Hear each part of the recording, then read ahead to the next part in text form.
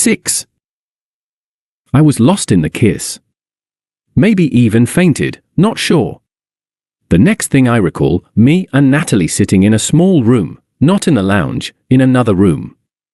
We're sitting on the couch, and their voices along with loud music heard from behind the door. The door is shut. We're hugging and kissing, and there's a wardrobe right opposite the couch. And a giant mirror on its side, wide and tall. Not surprising, really, given the size of Katie. And we're reflecting in this immense mirror. Katie said you used to prefer shorter men to go out with? I asked. Do you know a guy taller than me? Natalie replied. If so, let us meet. I doubt it'll happen though. And you, short guys, are better anyway. Better? Well, you're not arrogant. You tend to be proud to have a taller partner. I think that's the way for you to prove everybody that you're bigger inside than outside. And you're compact enough to handle. What do you mean, handle? Wanna see? Get up. I stood up, and so did she. Once again, I felt like a small child next to her. This time, however, I was able to look at her face. Through the mirror, not directly, of course. Natalie took a step closer. Now we were standing right in front of each other, my head fitting very well under her breasts. Oops, I made a mistake this time, she said, looking down at me regrettably. A mistake? You better stop intriguing me. Well, all my previous dates were slightly taller than you.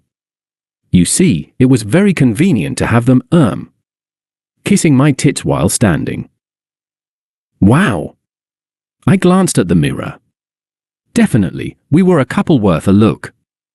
Her eyes were like two green suns shining high in the sky, her hair the color of wheat, a little messy, her very gentle round shoulders beyond my reach, her flat stomach right at my eye level seen under the partly unbuttoned shirt, her skirt beginning at the level of my chin and ending at my chest reveals impossible, absolutely endless legs, her bare feet. There? Where are your shoes? As if I'm not tall enough for you, she smiled down at me. Look, you can't even put your head on my breasts.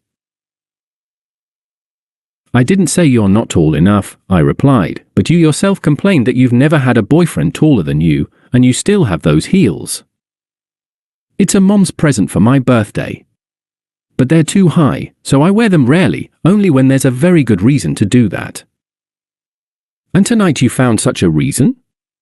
Sure, it was supposed to be a party with friends I haven't seen for a long time. Well, now you have even better reason, haven't you? I asked. Which is? How dare you to ask? You met me. And, don't forget, I'm a telly star. Doesn't it suffice for a very special occasion? Natalie sat down on the couch again, and was looking at me from the angle bearable for us both. And smiling widely. Wildly. Have you considered all the consequences? Do you really want me to put the shoes on? No, I haven't. Yes, I do. Okay, but you've been warned. With this she stood up and left the room. Did I mention she ducked under the doorframe again? Well, if not, it doesn't really matter. Because when she came back in a minute or two, she dwarfed even herself as I remembered her. She was stunning with those heels on. I was sitting when she entered the room. She made 2 steps closer and gestures me to get tanned up. If you're not intimidated, of course, she added. Frankly speaking, I was. Not much, but still. When I rose on my feet it seemed nothing has changed at all. Natalie's head and shoulders were as high above my head as they were a second before. Even her breasts were now way up. I wasn't sure I could reach them with my hand even if I'd extend it all the way upwards. This, of course, was purely theoretical idea. I was too much a gentleman to try it. Natalie wasn't a gentleman. She was a real lady. Incredibly tall though. Once I stood up she put her hands on my shoulders. To do that, she was forced to stoop a bit, looked me straight in the eyes and said, well, my little TV star, or shall I say starlet. Now you've got what you wished for. Like it? I was too overwhelmed to say something.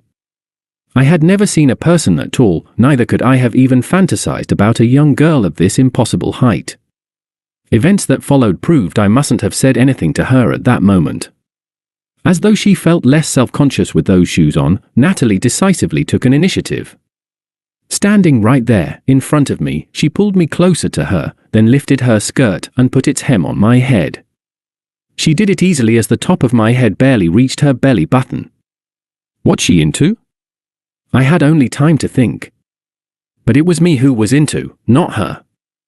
Me, into her. My lips. My tongue.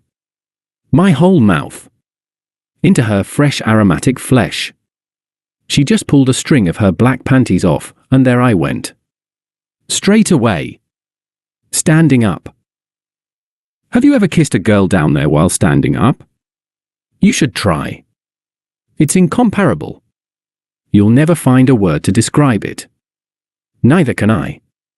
That's why, just repeating you should try, I leave you with this.